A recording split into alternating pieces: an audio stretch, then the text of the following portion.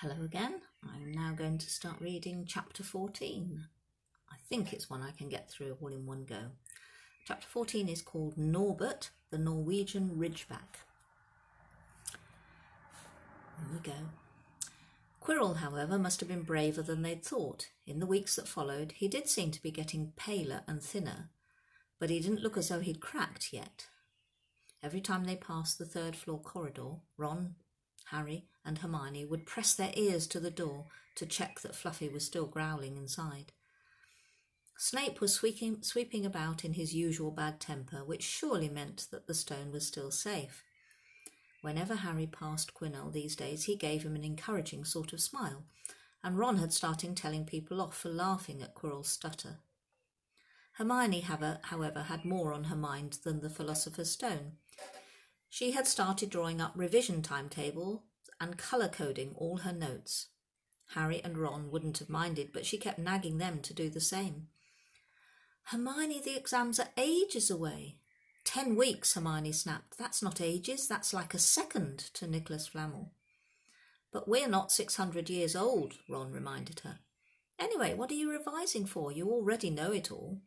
"What am I revising for? Are you mad? You realise we need to pass these exams to get into the second year. They're very important. I should have started studying a month ago. I don't know what's got into me." Unfortunately, the teachers seemed to be thinking along the same lines as Hermione. They piled so much homework on them that the Easter holidays weren't nearly as much fun as the Christmas ones. It was hard to relax with Hermione next to you, reciting the 12 uses of dragon's blood or practising wand movements. Moaning and yawning, Harry and Ron spent most of their free time in the library with her, trying to get through all their extra work. "I'll never remember this," Ron burst out one afternoon, throwing down his quill and looking longingly out of the library window. It was the first really fine day they'd had in months. The sky was a clear forget-me-not blue, and there was a feeling in the air of summer coming. Harry, who was looking up Dittany in 1000 Magical Herbs and Fungi, didn't look up until he heard Ron say, "Hagrid, what are you doing in the library?" Hagrid shuffled into view, hiding something behind his back. He looked very out of place in his moleskin overcoat. "Just looking," he said in a shifty voice that got their interest at once. "And what are you lot up to?" He suddenly looked suspicious. "You're not still looking for Nicholas Flamel, are you?" "Oh, we found out who he was ages ago," said Ron impressively. "And we know what the dog's guarding. It's a philosopher—" "Shh!" Hagrid looked around quickly to see if anyone was listening. "Don't go shouting about it. What's the matter with you?" "There are a few things we wanted to ask you, as a matter of fact," said Harry, "about what's guarding the stone apart from Fluffy." "Shh!" said Hagrid again. "Listen, come and see me later. I'm not promising I'll tell you anything, mind, but don't go rabbiting about it in here. Students ain't supposed to know. They'll think I've told you." "See you later on then," said Harry. Hagrid shuffled off. "What was he hiding behind his back?" said Hermione thoughtfully. "Do you think it had anything to do with the stone?" "I'm going to see what section he was in," said Ron, who'd had enough of working. He came back a minute later with a pile of books in his arms and slammed them down on the table. "Dragons," he whispered. Hagrid was looking up stuff about dragons. "Look at these. Dragon species of Great Britain and Ireland, from egg to inferno. A dragon keeper's guide." "Hagrid's always wanted a dragon. He told me so the first time I ever met him," said Harry. "But it's against our laws," said Ron. "Dragon breeding was outlawed by the Warlocks Convention of 1709. Everyone knows that. It's hard to stop Muggles noting us if we're keeping dragons in the back garden. Anyway, you can't tame dragons. It's dangerous. You should see the burns Charlie got off wild ones in Romania." "But there aren't wild dragons in Britain," said Harry. "Of course there are," said Ron. "Common Welsh, Green and Hebridean blacks. The Ministry of Magic has a job hushing them up, I can tell you. Our lot have to keep on putting spells on Muggles who spotted them to make them forget." "So what on earth's Hagrid up to?" said Hermione. When they knocked on the door of the gamekeeper's hut an hour later, they were surprised to see that all the curtains were closed. Hagrid called, "Who is it?" before he let them in, and then shut the door quickly behind him. It was stiflingly hot inside. Even though it was such a warm day, there was a blazing fire in the grate. Hagrid made them tea and offered them stoat sandwiches, which they refused. So, yeah, wanting to ask me something? Yes, said Harry. There was no point beating about the bush. We were wondering if you could tell us what's guarding the Philosopher's Stone apart from Fluffy. Hagrid frowned at him. Of course I can't, he said. Number 1, I don't know myself. Number 2, you know too much already, so I wouldn't tell you if I could. That stone's here for a good reason. It was almost stolen out of Gringotts. I suppose you worked that out and all. Beats me how you ever got to know about Fluffy. Oh, come on, Hagrid, you might not want to tell us, but you do know. You know everything that goes on around here, said Hermione in a warm, flattering voice. Hagrid's beard twitched, and they could tell he was smiling. We only wondered who had done the guarding, really, Hermione went on. We wondered who Dumbledore had trusted enough to help him apart from you. Hagrid's chest swelled at these last words. Harry and Ron beamed at Hermione. Well, I don't suppose it could hurt to tell you that, let's see, he borrowed Fluffy from me, then some of the teachers did enchantments. Professor Sprout, Professor Flitwick, Professor McGonagall, he ticked them off on his fingers, Professor Quirrell, and Dumbledore himself did something, of course. Hang on, I've forgotten someone. Oh, yeah, Professor Snape. Snape? Yeah, you're not still on about that, are you? Look, Snape helped protect the stone. He's not about to steal it. Harry knew Ron and Hermione were thinking the same as he was. If Snape had been in on protecting the stone, it must have been easy to find out how the other teachers had guarded it. He probably knew everything except, it seemed, Quirrell's spell and how to get past Fluffy. You're the only one who knows how to get past Fluffy, aren't you, Hagrid, said Harry anxiously. And you wouldn't tell anyone, would you? Not even one of the teachers. Not a soul knows except me and Dumbledore, said Hagrid proudly. Well, that's something, Harry muttered to the others.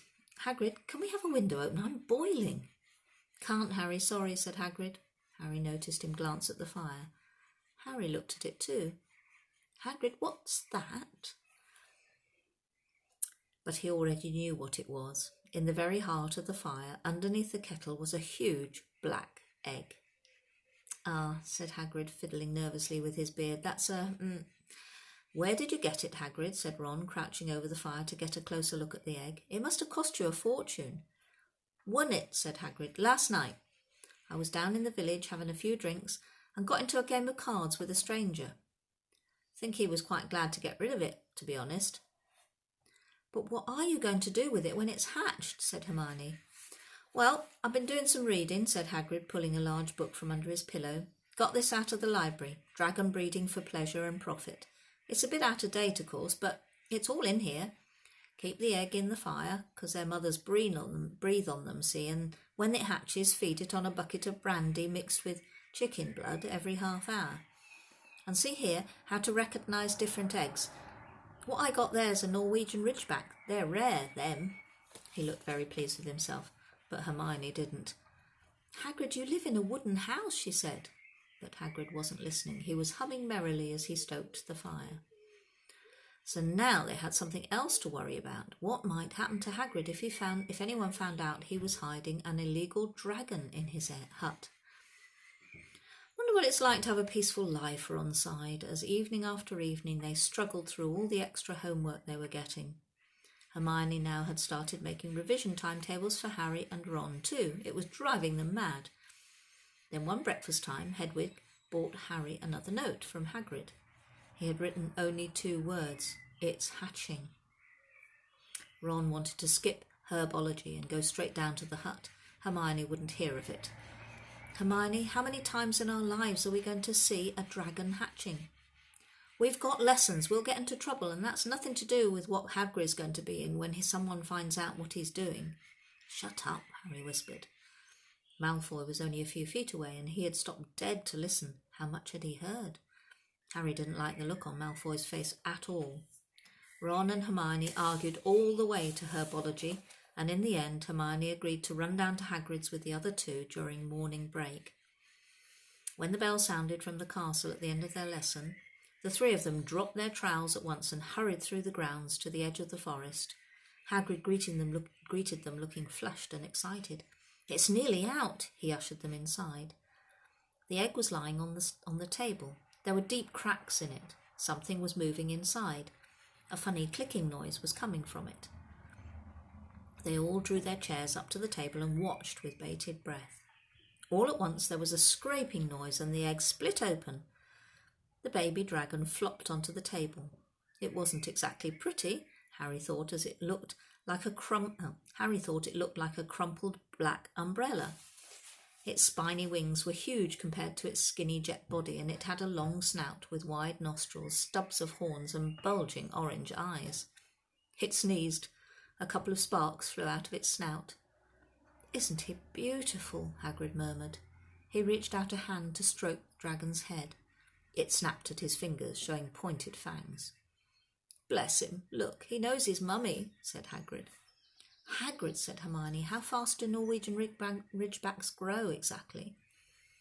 Hagrid was about to answer when the colour suddenly drained from his face. He leapt to his feet and ran to the window. "What's the matter?" "Someone was looking through the gap in the curtains. It's a kid. He's running back up to the school." Harry bolted to the door and looked out. Even at a distance, there was no mistaking him. Malfoy had seen the dragon. Something about the smile lurking on Malfoy's face during the next week made Harry, Ron and Hermione very nervous. They spent most of their free time in Hagrid's darkened hut, trying to reason with him. "Just let him go," Harry urged. "Set him free." "I can't," said Hagrid. "He's too little. He'd die." They looked at the dragon. It had grown 3 times in length in just a week. Smoke kept furling out of its nostrils. Hagrid hadn't been doing his gamekeeping duties because the dragon was keeping him so busy. There were empty brandy bottles and chicken feathers all over the floor. "I've decided to call him Norbert," said Hagrid, looking at the dragon with misty eyes. "He really knows me now. Watch. Norbert, Norbert, where's Mummy?" "He's lost his marbles," Ron muttered in Harry's ear. "Hagrid," said Harry loudly, "give it a fortnight and Norbert's going to be as long as your house. Malfoy could go to Dumbledore at any moment." Hagrid bit his lip. I know I can't keep him forever, but I can't just dump him. I can't." Harry suddenly turned to Ron. "Charlie," he said. "You're losing it too," said Ron. "I'm Ron, remember." "No, Charlie, your brother, Charlie, in Romania, studying dragons. We could send Norbert to him. Charlie can take care of him and then put him back in the wild." "Brilliant," said Ron. "How about it, Hagrid?" And in the end, Hagrid agreed that they could send an owl to Charlie to ask him. The following week dragged by. Wednesday night found Hermione and Harry sitting alone in the common room long after everyone else had gone to bed. The clock on the wall had just chimed midnight when the portrait hole burst open. Ron appeared out of nowhere as he pulled off Harry's invisibility cloak. He had been down to Hagrid's hut helping him feed Norbert, who was now eating dead rats by the crate. "It bit me," he said, showing them his hand, which was wrapped in a bloody handkerchief. "I'm not going to be able to hold a quill for a week. I tell you, that dragon's the most horrible animal I've ever met. But the way Hagrid goes on about it, you'd think it was a little fluffy bunny rabbit. When it bit me, he told me off for frightening it, and when I left, he was singing it a lullaby." There was a tap on the dark window. "It's Hedwig," said Harry, hurrying to let her in. "She'll have Charlie's answer." The 3 of them put their heads together to read the note. "Dear Ron, how are you? Thanks for the letter. I'd be glad to take the Norwegian Ridgeback, but it won't be easy getting him here. I think the best thing will be to send him over with some friends of mine who are coming to visit me next week. Trouble is, they mustn't be seen carrying an illegal dragon. Could you get the Ridgeback up the tallest tower at midnight on Saturday? They can meet you there and take him away while it's still dark. Send me an answer as soon as possible. Love, Charlie." They looked at each other. "We've got the invisibility cloak," said Harry. "It shouldn't be too difficult. I think the cloak's big enough to cover 2 of us and Norbert." It was a mark of how bad the last week had been that the other 2 agreed with him. Anything to get rid of Norbert and Malfoy. There was a hitch. By next morning, Ron's bitten hand had swollen to twice its usual size. He didn't know whether it was safe to go to Madame Malfoy. Would she recognise a dragon bite? By the afternoon, though, he had no choice. The cut had turned a nasty shade of green. It looked as if Norbert's fangs were poisonous. Harry and Hermione rushed up to the hospital wing at the end of the day to find Ron in a terrible state in bed. "It's just not my hand," he whispered, although that feels like it's about to fall off. "Malfoy told Madame Pomfrey he wanted to borrow one of my books so he could come and have a good laugh at me. He kept threatening to tell her what really bit me. I've told her it was a dog, but I don't think she believes me. I shouldn't have hit him at the Quidditch match. That's why he's doing this." Harry and Hermione tried to calm Ron down. "It'll all be over at midnight on Saturday," said Hermione, but this didn't soothe Ron at all. On the contrary, he sat bolt upright and broke into a sweat. "Midnight on Saturday," he said in a hoarse voice. Oh no, I've just remembered. Charlie's letter was in that book Malfoy took. He's going to know we're getting rid of Norbert." Harry and Hermione didn't get a chance to answer. Madame Pomfrey came over at that moment and made them leave, saying Ron needed sleep. "It's too late to change the plan now," Harry told Hermione. "We haven't got time to send Charlie another owl, and this could be our only chance to get rid of Norbert. We'll have to risk it. And we have got the invisibility cloak. Malfoy doesn't know about that." They found Fang, the boarhound, sitting outside with a bandaged tail when they went to tell Hagrid, who opened a window to talk to them. "I won't let you in," he puffed. "Norbert's at a tricky stage. Nothing I can't handle." When they told him about Charlie's letter, his eyes filled with tears, although that might have been because Norbert had just bitten him on the leg. It's all right.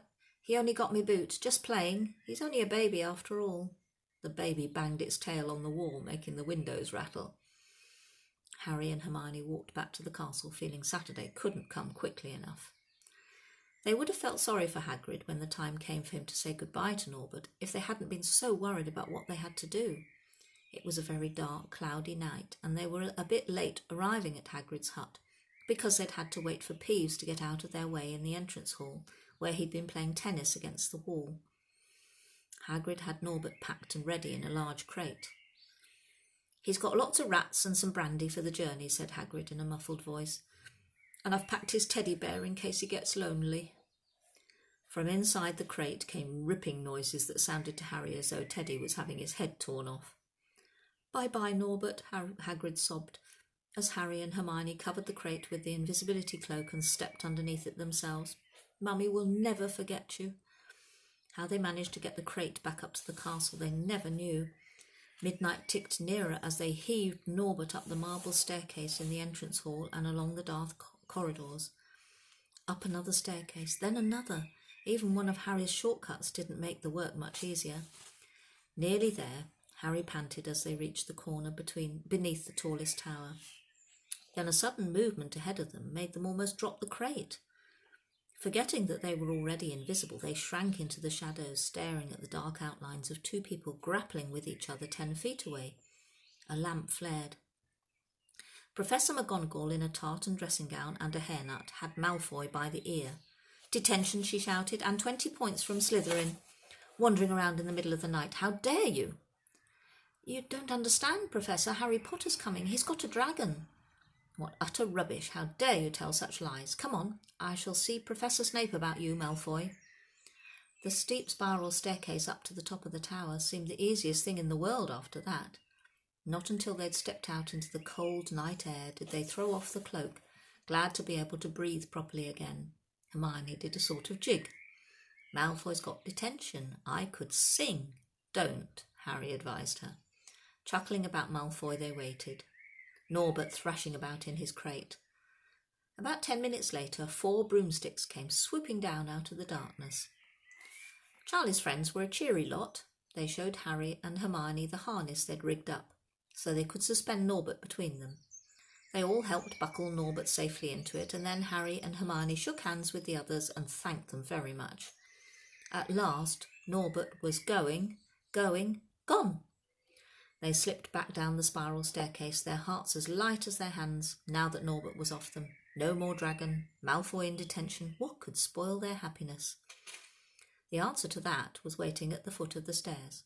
As they stepped into the corridor, Filch's face loomed suddenly out of the darkness. "Well, well, well," he whispered, "we are in trouble." They'd left the invisibility cloak on top of the tower.